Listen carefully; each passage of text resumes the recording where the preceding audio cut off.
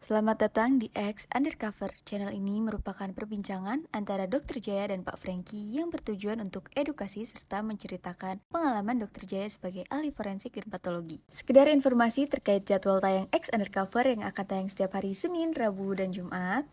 Maka dari itu, untuk mendukung channel ini agar selalu memberikan tayangan yang informatif dan edukatif, kalian bisa dukung kami dengan cara like, comment, subscribe, dan share. Dan selamat menonton! Makan terus-menerus itu loh masalahnya. Jadi kan yang waktu itu saya bilang, kalau pembantu aja disuruh kerja 24 jam kan rumah pasti nggak bakal bersih. Nah, untuk bersih-bersih gitu ya sekali-kali istirahat lah. Makanya makan tuh ada jedanya, makan berapa jam sekali. Nggak terus-terusan makan. Yang susah kan yang ngemilnya itu loh, Frankie biasanya. Ya, kalau anak nakal itu makan hati, Dok ya. Oke, Dok ya. Jadi ini mudah-mudahan, Dok ya. Jadi artinya transplantasi ini menjadi peringatan juga buat kita semua supaya jangan sampai terjadi yang kayak tadi itu ya karena ada demand ya, Dok ya, dan demand ini penguasanya juga rata-rata itu ada faktor kekuasaan uang ya, Dok ya, menjadikan orang itu yang saya dengar malah bukannya sukarela tapi dicolong. Iya, ya Allah. Dan ada waktu itu sempat ada. Jadi yang banyak itu kasus-kasus penculikan anak itu buat diambil organnya, Frankie. Ada keistimewaan dari anak-anak. Anak-anak tuh kalau organnya diambil ditransplantasi itu reaksi penolakan tubuhnya itu rendah, nggak terlalu ditolak dibandingin kalau orang yang sudah dewasa. Nah itu sebabnya ada anak kan katanya diculik terus diambil ginjalnya satu apa gitu sering terjadi. Kadang-kadang diculik dibawa ke luar negeri. Nah itu. Jadi dijadikan sumber organ. Nah saya sendiri pernah punya sebenarnya gini, kamu tahu nggak kalau orang misalnya ada orang nih jadi donor mata atau donor ginjal, mereka punya kartu anggotanya gitu, Frankie. Ya kalau dari awal dia udah jadi donor, dia punya kartu anggota. Jadi kalau dia meninggal di KTP di dompetnya itu ada kartu anggota. Kalau dia meninggal harap segera hubungi nomor ini. Nomor itu nomor rumah sakit. Dia akan datang, harus secepatnya datang supaya sebelum organnya rusak harus sudah diambil. Nah kornea itu punya waktu 6 jam. 6 jam doang? Ya, kalau dalam 6 jam. Itu pun dari sejak dia meninggal, matanya tuh harus itu nggak boleh matanya kebuka kan kering, jadinya kering nanti rusak korneanya. Jadi matanya harus ditutup atau kalau lebih baik lagi kalau dikompres sama insto atau pokoknya sama paling kurang dari garam NaCl lah, dikompres gitu ya supaya dia basah terus sampai nunggu dokter dia 6 jam datang. Waktu datang dia lihat masih bening nggak, kalau masih bening masih oke. Diambil sama dokternya, diambil. Nah sekarang diambil. Nah ada tekniknya tuh ada dua. Saya waktu itu pernah dapetin ya. Salah satu pasien yang mau diformalin, dia punya kartu itu. Langsung saya bilang nggak boleh diformalin nih sebelum diambil matanya. Karena dia meninggal sekian, langsung saya teleponin hubungi rumah sakitnya dari rumah sakit waktu itu dari RSM. Sama rumah sakit ini biasanya kalau di Jakarta ya. Mereka datang, dokternya langsung ngambil. Nah itu ternyata ada perkembangan dulu. Kalau donor itu mereka minta ini lagi, minta seperti kayak persetujuan dari keluarga bahwa keluarga setuju diambil, oke diambil. Nah itu diambilnya sama matanya, bola matanya. Kosong jadi ini dibuka, matanya diambil tuh dimasukin ke dalam satu wadah gitu, wadahnya cairan direndam di situ, matanya dipegang itu sudah kan kosong, diisi sama gundu. Kalau nggak sama gundu atau diisi sama kapas, terus kemudian ini dilem, jadi nggak kelihatan dari luar. Ini dua mata itu bisa nyelamatin 2 orang bisa melihat. Tapi belakangan sekarang mereka sudah jauh lebih jago, yang diambil korneanya doang. Jadi bola mata masih ada, cuman lapisan luarnya ini doang yang diambil. Jadi bening, apa jadi putih? Enggak, itu kan yang hitam tuh dari dalamnya hitam. Ininya sih bening. Benangnya itu lensanya doang. Lensanya doang. Enggak, bukan lensanya. Korneanya. Kornea itu bagian depan, lensa itu di dalam. Itunya doang diambil. Dan teknologi itu ya lebih susah. Cuman kan di Indonesia tuh donor mata masih sedikit, yang buta banyak. Yang memerlukan banyak masih sedikit. Makanya sampai sekarang masih impor dari luar negeri. Kornea. Kalau kornea tuh kita nggak pernah ambil dari orang hidup. Karena yang hidup yang diambil nanti matanya nggak bisa lihat satu. Kalau ini kan kalau orang meninggal kan dia tidak perlu. Dan itu masih pakai persetujuan itu. Tapi ada beberapa orang donor yang kekeh mau mendonorkan tapi keluarga tidak setuju, dia bikin akte notaris menyatakan bahwa dia mendonorkan mata walaupun keluarga tidak setuju, tetap dia harus mau itu diambil kayak. Tanpa statement itu kita tetap minta izin lagi dari keluarga, karena walaupun dia donor, terdaftar sebagai donor, tapi kalau keluarganya nggak kasih kan kita nggak bisa maksa kan. Dok, dari tadi kan kita tuh ngobrol masalah transplantasi organ dalam tubuh, Dok. Tadi dokter pernah ngomong bahwa ada transplantasi satu kepala. Ini kan, Dok ya? Dipotong di leher sini, Dok ya. Nah, saya mau tanya, orang ya artinya kan kalau dia keputus tangannya bisa disambung lagi nih, Dok. Ya sama aja, apa bedanya? Berarti artinya orang yang nggak punya tangan bisa dikasih tangan dari yang sudah meninggal, memungkinkan? Ya memungkinkan. Kadang itu namanya beda mikro, Frankie. Oh. Nanti yang pertama disambungin tuh pembuluh darah disambungin. Pembuluh darah disambungin, saraf disambungin, nggak apa-apa. Kemudian setelah ototnya disambungin, kemudian disambungin. Tapi itu hanya bisa terjadi sejauh yang ini masih hidup. Belum mati nih kan saya bilang waktu itu kan waktu ngomong kematian, ada kematian organ, kematian sel apa segala macam. Jadi selama ini belum mati bisa.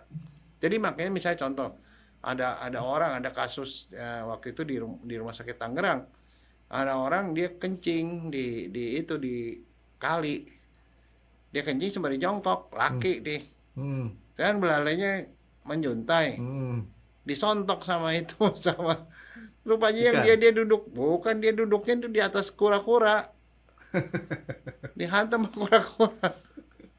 Ada juga kasus KDRT tuh laki-laki digigit penisnya sampai putus. Tapi dibawa dibawa ke rumah sakit, nggak dikasih apa-apa, nggak dikasih SK atau apa gitu. Nggak bisa disambung tuh, Dok ya. Lah kalau yang di sininya udah mati, disambungin juga percuma lah, kan kita sama aja sebenarnya nyambungin daun kering. Ya nggak bisa nyambung lah.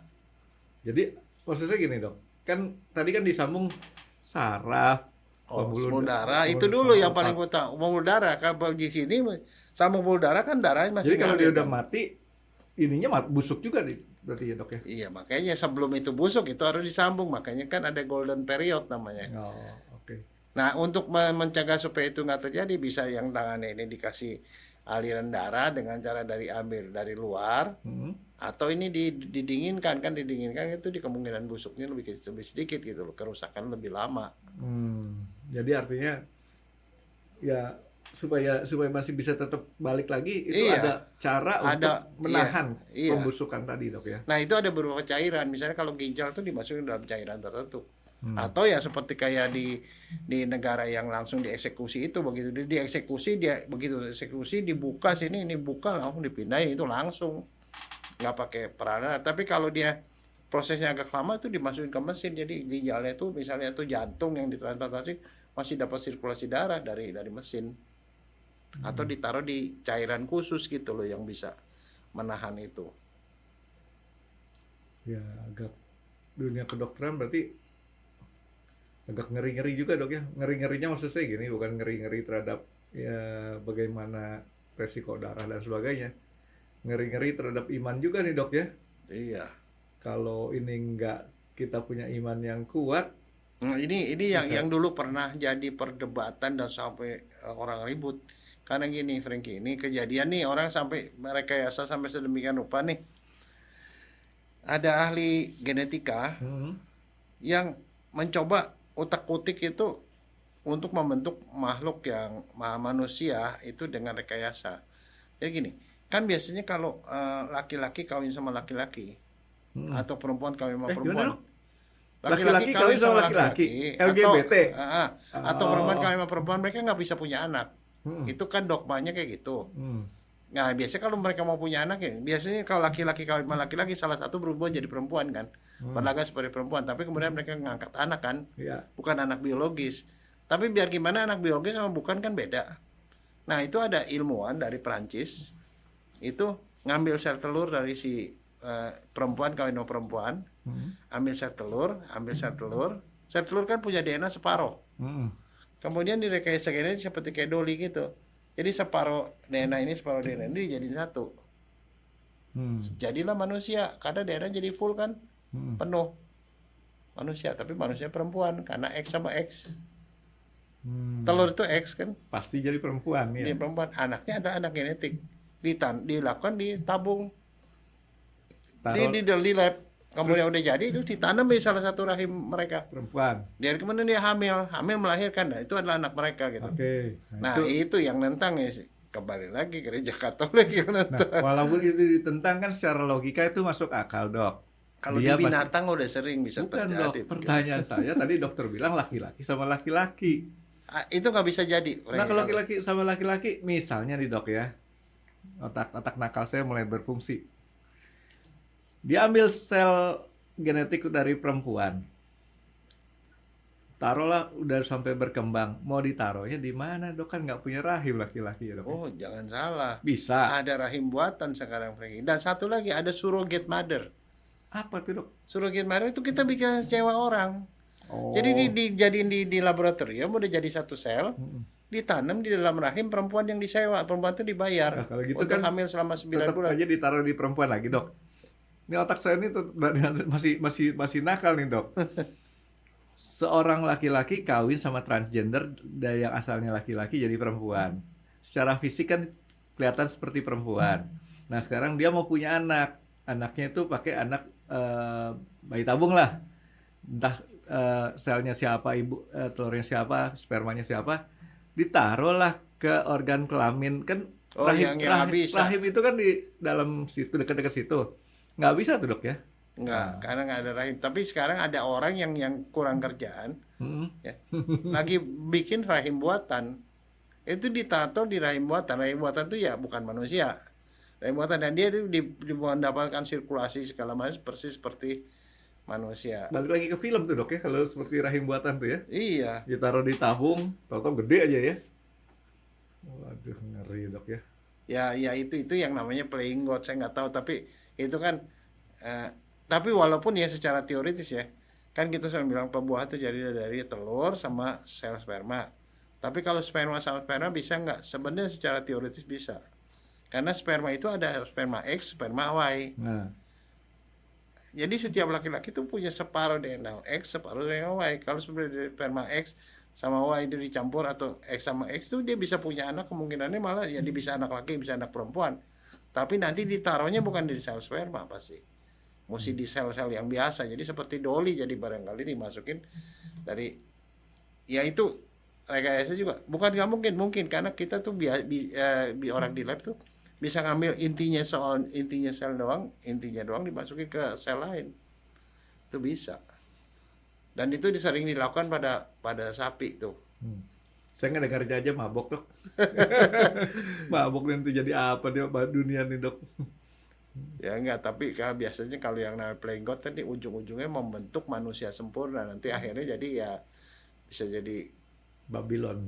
ya bukan gitu ya. Jadi ada satu orang yang dianggap tuh lebih tinggi derajat dari yang lain. Itu kan jadi pembenaran untuk penghancuran dari genocide kan, untuk makhluk-makhluk atau manusia yang tidak bermutu gitu loh. Seperti waktu zaman dulu Nazi lah kayak gitu. Ya, ya. Kan. Oke, Dok, ini ntar dulu, jangan diterusin dulu, Dok. Kepala saya makin pusing kalau ngedengerin itu. Nanti lama-lama orang jadi playing God, dan udah playing God dia benar udah ngerasa benar-benar jadi Tuhan beneran lagi, Dok ya. Nganggap orang lainnya jadi rendah banget. Dok, kita istirahat dulu, Dok. Kepala saya udah mulai pusing, Dok. Dokter Jaya, ini kalau dokter kan sekarang kan ada satu kegiatan yang untuk embalming atau formalinin jenazah nih. Di Jakarta tuh sebenarnya tingkat kematian orang tuh berapa banyak, dokter pernah tahu nggak? Atau di tempat yang dokter biasa melakukan ada timnya melakukan formalin, kedatangan jenazah setiap hari itu berapa? Kalau sekarang kalau kita ngomong yang namanya jenazah ya, orang meninggal itu kita ngambil dari data yang normal aja, crude death rate namanya. Crude death rate itu adalah angka berapa orang yang mati dalam 1.000 orang, itu di 1.000 orang itu di dalam 1 tahun. Wah, per 1.000. Jadi per 10.000 ya. Per 10.000. 10.000. Nah jadi kalau sekarang itu kita tuh 7, kira-kira sekitar 7. Jadi 7 orang per 10.000 orang dalam setahun ya. Jadi Itu kalau aja deh. Jakarta 10 juta bagi 10.000 berarti 1.000. Ya, 1.000 kali lipat kali 7 jadi 7.000. Kira-kira gitu dok ya? ya sekitar gitulah. Nah, jadi segitu. Tapi kalau masuk kemudian ke mana ya itu macam-macam. Ada yang sebagian kan masih dibawa ke rumah. Hmm. Kalau dibawa ke rumah, nah itu salah satu cirinya begitu bawa ke rumah ya rumahnya nanti jadi rame tuh, Rame. jalannya ditutup lah, Iya, itu segala macam itu bisa masih macam-macam. tergantung. Nah, itu yang saya mau tanya sama dokter sebenarnya, Dok. Kan setiap orang kedukaan itu kan masing-masing tergantung daripada suku, agama, dan adat-adat tempat sekitarnya, Dok. Ya. Pernah nggak, Dok, ngedapetin satu kasus-kasus yang istilahnya ini kan agak menyangkut masalah kebudayaan orang nih, Dok ya. Ya. Jenazah diperebutkan, ya kan? Masing-masing merasa lebih dekat. Ya. Itu kalau udah kayak gitu, dokter gimana ambil sikapnya, Dok? Ya, ini saya terus terang sering, dan saya tuh terus terang ya sementara ngejalanin gitu ada banyak yang saya dapetin pengalaman. Misalnya begini ya, kalau orang Muslim misalnya, yang Muslim itu juga ada ke rumah duka datang. Kadang-kadang mereka dimandiin di situ, kemudian dikafanin, biasalah segala macam, kemudian disembayangin ya. Habis itu ya dibawa biasa karena Muslim cuma di situ dikafanin, sembayangin, kemudian dibawa langsung di ini ya. Itu cuman acaranya sih kalau menurut saya sederhana. Yang agak-agak berbeda itu kalau yang agama Kristen sama yang ada suku-suku tertentu. Nah, ada yang menarik nih kalau menurut saya ya, yang saya amati. Gini, kalau orang Tapanuli ya, itu gini, itu mereka sikapnya terhadap kematian itu beda, Frankie. Kalau dia yang di atas udah tua, di atas 60 tahun, itu mereka happy. Jadi isinya di situ mereka nyanyi-nyanyi, pokoknya happy, mereka happy. Kenapa? Karena itu mereka bersyukur bahwa orang ini sudah menjalani kehidupan begitu banyak, sudah banyak punya anak cucu dan segala macam, itu dianggap satu keberhasilan. Jadi kepergian itu disyukuri sama keluarga, happy. Tapi kalau yang di usia muda itu mereka biasanya lebih sedih. Itu. Nah, jadi ya seperti itu, dan mereka semua pakai pakaian adat dan macam-macam gitu loh. Jadi itu perbedaannya. Tapi ada yang aneh. Tapi lagunya itu ya, ini soal lagu nih ya. Lagunya kalau orang Batak itu lagunya lagu-lagu Batak. Nah, saya pernah ngalami satu ini, habis pengawetan jenazah, dia nyanyi. Tapi beda sama orang Batak, cuma nyanyi pada waktu mereka upacara dan segala macam. Kalau ini nyanyinya tuh 24 jam, Frankie. Dia disimpan selama 3 hari, dia nyanyinya 24 jam dan nyanyiin lagu-lagu populer. Lagu pop. Dia lagu-lagu remaja lagi. Kejadian beneran nih, Dok ya? Loh, beneran. Terus saya tanya, itu orang apa? Orang Nias katanya. Oh, beda tuh, Dok. Orang Nias biasanya nggak mau disebut jadi orang Batak tuh. Nah, ya itu. Terus saya bilang, emang begitu? Ya memang begitu, Dok, orang Nias. Jadi untuk usia berapa tahun jenazahnya? Enggak, dia nggak peduli. Nggak peduli. Pokoknya gitu. Dan nyanyinya mereka gantian, Frankie. Jadi mereka bawa gitar, si anak-anak muda ceng nyanyi. Lagunya lagu-lagu pop. Dan itu terus gak dia berhenti. Gak berhenti nyanyi. Yang ini udah capek ganti lagi. Itu terus. Kalau 3 hari ya 3 hari dia nyanyi. Nah, itu sesuatu yang kalau menurut saya kebudayaan. Nah, kalau yang orang Kristen sih itu biasa ya. Biasanya kalau di rumah duka, mereka ditaruh peti di situ. Mereka ada waktu-waktunya, mereka ada misa, ada doa ini itu. Tapi dalam dalam 3 hari atau 5 hari itu mereka ada berapa kali mereka punya misa berapa kali, upacara berapa kali, itu ada waktunya. Nah, kalau yang agamanya Buddha itu beda lagi. Mereka ada petugas khusus yang buat nangis, Frankie. Jadi dibayar buat nangis. Karena artinya itu kita berpisah, kita sedih, tapi keluarga belum tentu bisa nangis. Ya barangkali karena udah nangisnya udah lama sebelumnya, dirawat di rumah sakit udah lama, jadi udah nggak bisa nangis, jadi disewa orang nangis Ya, betul khusus dok. buat orang nangis. Saya sering lihat kalau kayak Nah gitu. itu khusus dibayar untuk nangis. Ya terus kemudian itu namanya caima ya, nangis. Sudah gitu apa? Mereka ada upacara itu pakai macam-macam, pakai gembreng lah, terus nari-nari dan segala macam. Jadi upacaranya itu banyak juga beberapa kali. Tapi bedanya kalau yang Kristen itu mereka bikin upacara semua yang datang ikut kebaktian. Tapi kalau yang ini enggak, mereka aja yang mendoakan Petugas. keluarga, petugasnya kayak Nah. gitu. Nah itu ada, kalau di rumah duka tuh ada biayanya, didoain 3 kali, didoain 5 kali gitu loh. Nah terus sama tadi mereka ada yang nari-nari, ada yang itu, terus ada yang itu juga doa-doa itu loh. Jadi pendeta Budanya tuh doa-doa ya seperti kayak kita nonton film Shaolin lah begitu ya, seperti kayak gitu. Jadi mereka upacaranya ada seperti itu. Nah cuman begini, ada yang saya lihat kalau yang agamanya Muslim biasanya yang mandi itu perempuan, mereka perempuan yang mandiin, karena itu soal muhrim dan tidak muhrim lah segitu. Perempuan mandiin perempuan, laki-laki Iyalah, mandiin laki-laki. biasanya kali. keluarga. Tapi kalau yang non Muslim itu yang mandiin itu adalah petugas kamar jenazah. Petugas kamar jenazah ada laki ada perempuan, itu tidak masalah. Tapi kalau di Jakarta nih ya, di tempat yang situ, setelah selesai diformalin dulu, setelah selesai diformalin kan mungkin ada keluar darah dari hidung, dari mulut, mungkin keluar busa. Nah itu Itu kenapa sekalian. sih dok? Keluar seperti itu dok? Sebenarnya gini, kan prinsipnya di dalam itu ada apa macam-macam. Kalau di dalam perutnya ada darah, kan masuk formalin itu kan pasti kedorong keluar. Oh, oke. Ya pasti kedorong keluar. Jadi kalau dia misalnya ada busa, ya busa akan keluar, darah keluar. Kalau misalnya contoh ada kepalanya ada yang pecah misalnya, mungkin keluar darah dari kuping.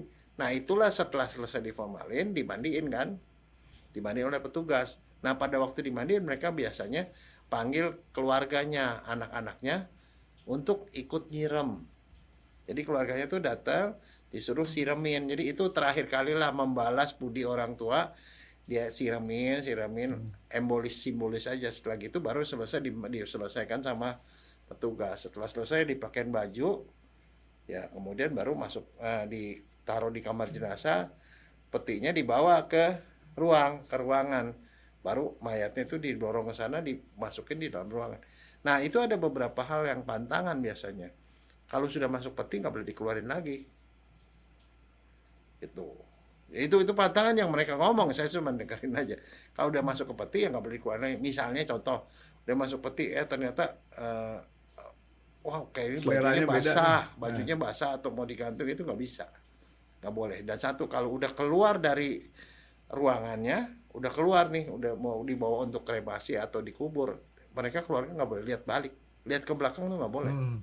Itu pantangan katanya. Nah disimpan nih misalnya buat 3 hari, rata-rata sih kalau di Jakarta 3 hari sampai 5 hari. Kalau di malam terakhir itu namanya malam kembang. Mereka tuh pesta artinya semua yang datang pada waktu itu biasanya ada kebaktian, dikasih makan dan segala macam. Jadi seperti pesta, jadi ada cateringnya segala macam gitu, Frankie. Jadi seperti itu. Nah, cuman ada beberapa perilaku yang kalau menurut saya sih yang juga saya baru tahu juga belakangan. Misalnya ada beberapa sekte Buddha tertentu itu yang percaya bahwa kalau orang meninggal selama 8 jam itu proses dyingnya belum selesai. Jadi rohnya masih ada dan proses keluarnya roh dari badan itu 8 jam. Nah proses itu nggak boleh diganggu. Jadi kalau seandainya dia meninggal jam 3, itu jam 3 tambah 8 kan sampai saja jam 11. Kalau seandainya dibawa ke rumah duka itu nggak boleh disentuh. Nggak boleh dipindahin, pokoknya nggak boleh diapa-apain, termasuk nggak boleh diformalin. Jadi dia datang ke rumah duka sekian, 8 jamnya itu kemudian jam 2 pagi, ya saya disuruh datang jam 2 pagi suruh formalin. Sebelum itu nggak boleh disentuh, dipegang, diapain nggak boleh, karena mengganggu proses. Nah seperti itu. Pernah nggak dok ada keluarga yang berebut jenazah dok? Ada, ya tapi begini, kalau berebut jenazah sih enggak. Jadi maksud saya berebut tuh bukan berebut artinya dia pengen masing-masing ritualnya mereka gitu dok. kan biasanya tuh suka ada yang Oh ada, berbeda. ada. Apalagi kalau misalnya bapaknya agamanya Buddha, anaknya ada Kristen, ada itu gitu, maksudnya. itu mereka. Tapi biasanya sih kayak begitu disuruh mereka selesaikan Jadi sendiri. dokter Jaya kalau kayak gitu ambil sikapnya tunggu selesai dulu dok ya. Ya selesaikan dulu lah begituan. Jadi itu harus mereka selesaikan. Tapi ada beberapa yang konflik-konflik yang kadang-kadang ya terimbas juga. Tapi yang sering terjadi adalah begini, yang meninggal agamanya A, anak-anaknya agamanya beda. Tapi nggak ada keluarga yang agamanya si almarhum ini. Ya kalau kayak begitu ya terpaksa jadi diupacarakan dengan agama yang beda gitu loh. Itu terpaksa seperti itu. Yang sering terjadi adalah justru yang itu yang buat saya ini. Kadang-kadang ada orang yang meninggal punya istrinya banyak, itu biasanya kayak begitu tuh. Kadang-kadang apa sering nih dok? Kadang-kadang. Oh kadang-kadang, kalau sering sih. Terus yang terjadi adalah begini, itu yang istri terakhir tuh nggak ngurusin Frankie. Nggak ngurusin. Nggak ngurusin, jadi istri tuanya terpaksa harus datang. Padahal istri tuanya tuh udah kesel sama orang ini kan karena dikabur gitu kan, maksudnya. Nah itu sering kali begitu, jadi agak-agak istilahnya ya agak diabaikan begitu loh. Jadi ya nggak sepenuh hati lah ngurusinnya. Jadi artinya gini, kadang-kadang saya pikir-pikir, itu buat saya pikir, loh kalau gitu ya yang muda itu nyari enaknya aja ya gitu ya, itu satu. Kedua itu masalahnya soal masalah warisan wasiat. Saya mungkin pernah cerita dulu, saya mau formalin, tiba-tiba ada seorang datang perempuan. Masalahnya saya gak tahu itu siapa. Dok, saya istrinya dok, minta maaf dok, sebentar dok. Ya ambil, mau ngapain? Enggak sebentar dok. Lalu ini ambil itu bakcap, cap buat cewek itu. Dia cap tangan, udah gitu dia udah siapin tuh kertas bermaterai itu yang ada gambar Garuda itu di atas tuh. Cap ada berbagai macam posisi, udah selesai. Udah dok, terima kasih dok. Dia bilang istrinya sih, saya percaya aja, mana saya. Kan saya nggak dalam wewenang untuk minta itu. Tahu-tahu datang istri belakang, datang istri tuanya. Waktu dimandiin dia bilang, ini kenapa tangan suami saya hitam? Tadi istrinya datang, saya bilang, loh gini, kenapa dokter kasih? Dok kenapa? Saya istrinya katanya. Nah, jadi ada istri lain, yang istri tua ini baru datang belakang. Nah itu, yang gitu kan saya bilang, mana saya tahu, masa saya gitu nanyain surat kawin kan gak mungkin. Ya kan, itu. Tapi ada yang juga aneh. Dia meninggal, seorang ibu. Terus begitu pas mau dimasukin ke peti, dikasih boneka Frankie. Boneka. Saya bilang, kenapa dikasih boneka? Ya karena dia bilang, dia itu meninggalkan anak yang masih kecil. Mereka percaya bahwa kalau dia nggak dikasih boneka, dia nggak ada mainan, nanti dia mengganggu anaknya yang masih hidup itu loh. Dikasih seperti itu. Saya bilang, oh gitu ya, iya katanya. Ini yang kayak gini susah sih buat kita. Yang kayak gini susah sih buat kita, istilah kita percaya nggak percaya dok ya. Artinya ya udah mesti jalanin kayak gitu aja kali dok ya. Ya begitu. Oke.